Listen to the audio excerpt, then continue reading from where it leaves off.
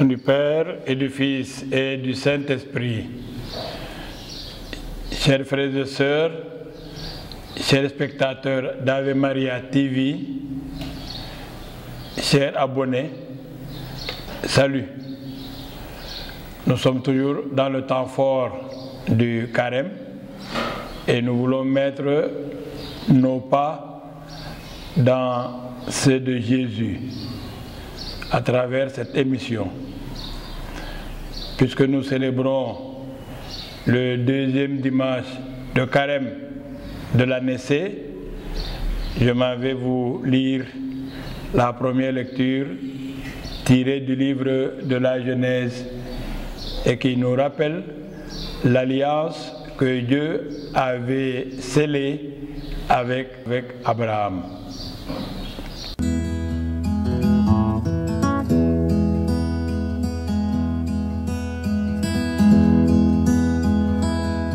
Lecture du livre de la Genèse. Le Seigneur parlait à Abraham dans une vision. Puis il le fit sortir et lui dit: regarde le ciel et compte les étoiles, si tu le peux. Et il déclara: voici quelle descendance tu auras. Abraham eut foi dans le Seigneur, et le Seigneur estima qu'il était juste. Puis il dit: je suis le Seigneur qui t'a fait sortir d'Our en Chaldée pour te mettre en possession de ce pays. Abraham répondit: Seigneur mon Dieu, comment vais-je savoir que j'en ai la possession? Le Seigneur lui dit: prends-moi une génisse de 3 ans, une chèvre de 3 ans, un bélier de 3 ans, une tourterelle et une jeune colombe.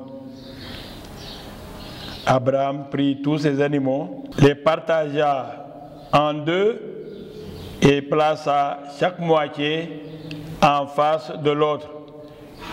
Mais il ne partagea pas les oiseaux. Comme les rapaces descendaient sur les morceaux, Abraham les écarta. Au coucher du soleil, un sommeil mystérieux s'empara d'Abraham. Une sombre et profonde frayeur le saisit. Après le coucher du soleil, il eut des ténèbres épaisses. Alors, un brasier fumant et une torche enflammée passèrent entre les quartiers d'animaux. Ce jour-là, le Seigneur conclut une alliance avec Abraham en ces termes: à ta descendance, je donnerai le pays que voici. Parole du Seigneur Tout-Puissant. Nous rendons grâce à Dieu.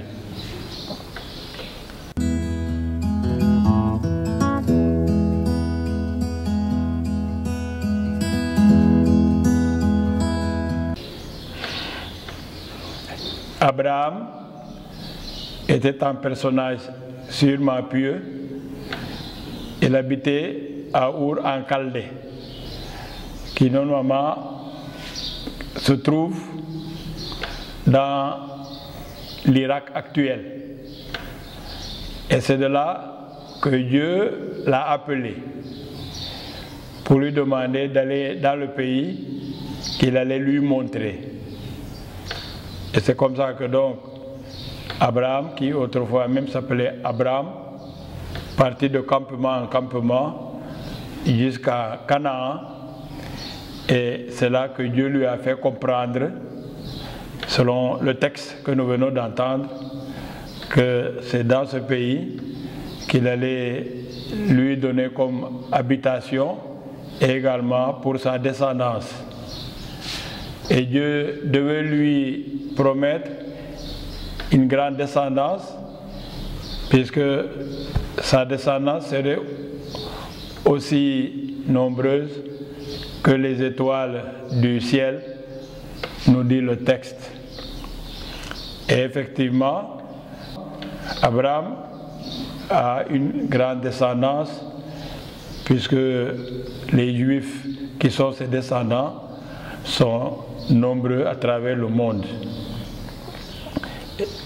Et justement, les évêques du Sénégal, nous demandant tout au long de ce carême de vivre comme des frères et sœurs, nous ont fait comprendre aussi que nous sommes de la descendance d'Abraham, puisque Abraham étant le père des croyants, le judaïsme, le christianisme et l'islamisme se réclament de lui. Si bien que entre juifs, chrétiens et musulmans, nous sommes frères et sœurs et devons vivre intensément cette fraternité. Alors il faut dire que ce n'est pas évident. Et Amadou Hampâté-Bâ, un sage africain, disait que la fraternité, c'est comme un habit avec des piquants. Quand on porte cet habit, on est piqué. Mais quand on enlève l'habit également, on est seul. Pour ne pas même dire, on est tout nu. Si bien qu'il nous faut revêtir cette fraternité en acceptant ces exigences. Ce n'est pas toujours évident que des chrétiens s'entendent avec les juifs, puisqu'on a à les persécuter. De même, il y a des islamistes qui ne veulent voir de chrétiens. Alors tous ensemble, tout au long de ce carême, partout où l'on puisse se trouver, il faudrait arriver à cette grande fraternité, à cette fraternité universelle qui aujourd'hui bien sûr est bâtie sur le Christ pour nous les chrétiens, mais qui a beaucoup de respect pour les autres religions telles que le judaïsme et l'islamisme, puisque nous tous, nous nous réclamons de notre père Abraham, comme je disais tantôt, le père de la foi. Alors, puisque nous sommes dans le temps du carême, je voudrais donc que nous sachions que là où vivent des chrétiens, là où vivent des juifs et des musulmans, il faudrait que ce soit la charité qui les unit, cet amour. On en a fait un chant où cet amour et charité, Dieu est présent et ça ne peut être que le Dieu d'Abraham. Je m'avais formulé cette autre prière pour ce temps de carême. Pour guérir nos âmes, Seigneur, et faire de telle sorte que nous soyons comme des frères et sœurs, tu nous prescris de discipliner nos corps, de nous rapprocher en dépassant nos divisions, nos querelles. De nous de pouvoir nous garder du péché qui nous éloigne des uns et des autres, et ainsi de répondre aussi aux exigences de ton amour, car c'est par amour que tu nous as donné ton Fils, c'est Jésus-Christ, l'aîné d'une multitude de frères qui vivent dans le monde, et essaie de traduire par des paroles et des actes la fraternité universelle, et ceci pour les siècles des siècles. Amen.